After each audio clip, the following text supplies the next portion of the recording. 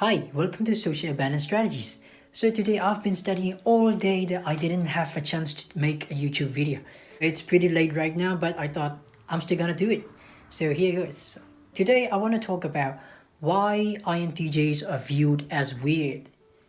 Now most people think INTJs are pretty weird.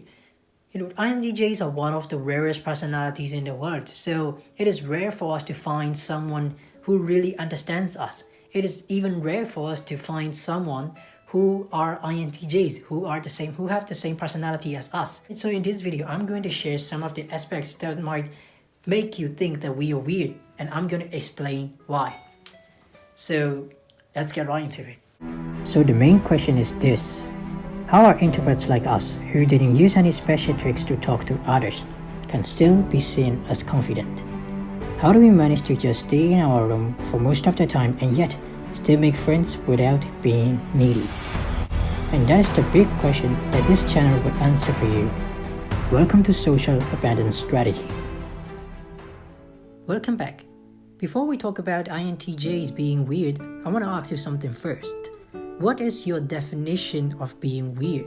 Most people's definition of being weird is when someone else is doing something that they don't normally do, which is not normal to the society, which is not what everybody does. So it is weird for them. The thing is that what you guys think is weird is not weird for us. It is normal for us. What we do is normal for us, but it is weird for you guys.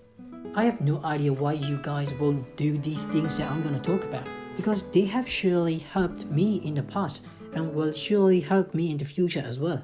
So the first reason that we are viewed as being weird is that we observe people. I know that you guys might think that staring at people is weird, and I totally agree about that. Staring at people is really weird, and I really don't advise you guys to do that. But observation is different. When you're observing, it's not like you're staring. You don't need to stare at someone to observe. Introverts love to watch people. We love to watch people. Let's supposedly say that we are in a party. Instead of partying around and dancing with others in the moment, we are watching people most of the time. We might dance with some people from time to time, but mostly we are at a corner watching people dancing. Now you might see us watching, but you don't know what's happening in our minds. So you might think that, they're just watching people dancing. Actually, it's not that. What we are thinking is, we don't just see people dancing. We see different emotions. We see some people happy, some people just dancing around, some people just right there not dancing and just being sad and thinking about something else. We know that because we observe. We are viewing, we are watching everybody. Then we continue to think why you might be feeling that way. Like why you are feeling so happy right now. Why you might be feeling so sad in a bar. Those are what we think. We always find out the reason behind everything. That is what we are trying to do.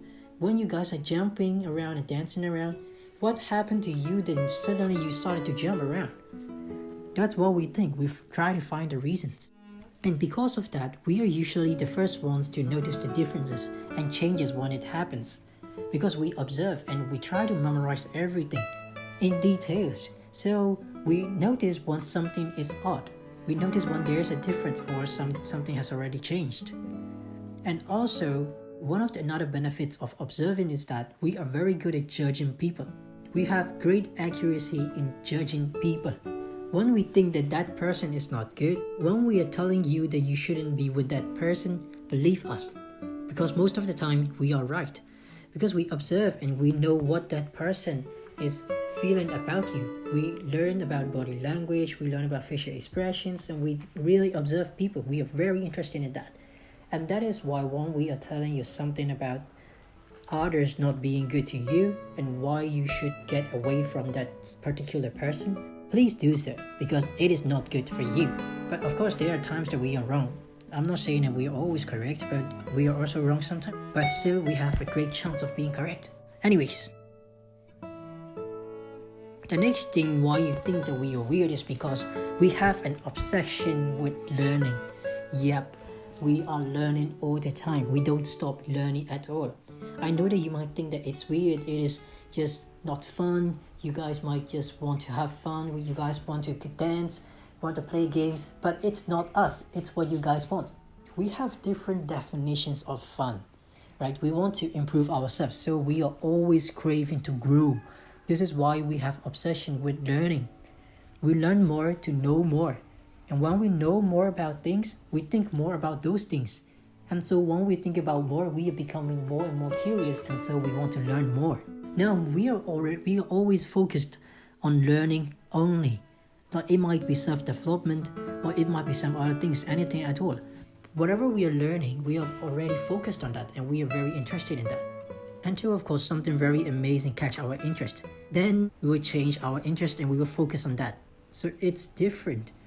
But most of us don't really enjoy dancing at party and watching movies all the time and such. We don't really enjoy doing that though. Most people have a mindset of enjoying life, and they would just want happiness in life. They always say that they want happiness in life. For us, the problem with that is we don't make happiness our priority. We want success. We want to be successful. We want happiness. Yes, I agree that we want happiness. We want to be happy, but still happiness is not our priority. The next thing that you might find really weird is that we can totally relate to the bad guys in the movies. Yep, in the movies. When we are watching the movies and there comes the bad guys, we can totally relate to them. We know that things have happened to them which made them the bad guys. I don't know if you guys have watched Joker or not, but Joker is really evil. And we totally should not be like them, but still we understand. We understand why he became like that, and we feel like, sometimes we even feel like there's some evil inside us. Like for the bad guys, we think that it's fair for them to be like that. And we understand why they became so bad and why they are killing people. But after some time, I believe that this isn't right. Yeah, this killing people isn't right. And the others who are innocent are suffering because of their actions.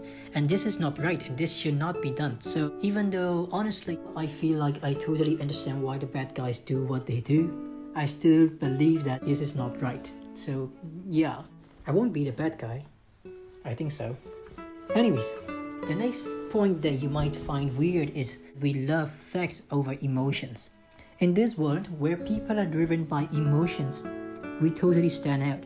We think that it's good and we are satisfied with it. Most people think that it isn't though, because they are driven by emotion. For no reason at all, sometimes there isn't any reasons for them to be angry. And they still get angry and they still act with anger rather than logically. So it's like emotions are controlling them rather than they are controlling the emotions. So we believe that it is bad, and we notice that sometimes we also do that, and we don't like it at all. And the reason that we can control emotions really well is because we observe others and also we observe ourselves. We do self-analysis, and as we do self-analysis, we notice our feelings. And as we notice our feelings, we can analyze them, and we can also change them as we need, as we really should be. And we really absolutely hate it when we are so emotional, because we know all of these things, and we can still feel emotions. We don't want to feel emotions because we feel like it makes us weak. Emotions can't be removed totally, I get that, but we still try to control it. Sometimes we even notice some people trying to win the argument even though they know that they are wrong. They just want to win the argument. It doesn't make any sense sometimes. And the next thing is that we don't respect people just because of their authority. Now, I'm not saying that we are disrespectful. I'm just saying that we respect everyone, and also we don't shout at people. But when you are trying to pick a fight with me, and you are my boss, INTJs mostly don't care about the authority and powers much.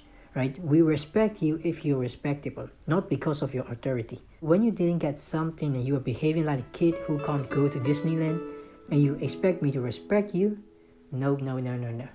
It's not gonna happen. So we don't respect just because of your authority. We respect because you're respectful. And the next thing we do is we try to reimagine the scenes. I know it might be weird for you, but we really try to imagine the scenes that have already happened. We are always imagining things, and so we have good imagination skills. Reimagine the conversations that have already happened, like how we could have done those better, how we could have taken some actions, and what we could have said to make things better. It's bad sometimes because I find myself daydreaming some of the times. And also sometimes we learn from those after analyzing those scenarios again. So it's also the benefit and a drawback, if you might say. We're not gonna change who we are because we are happy with it. And we believe that it is a good thing to be who we are. It's being logical and rather than being emotional. So guys, yeah, that's all for today.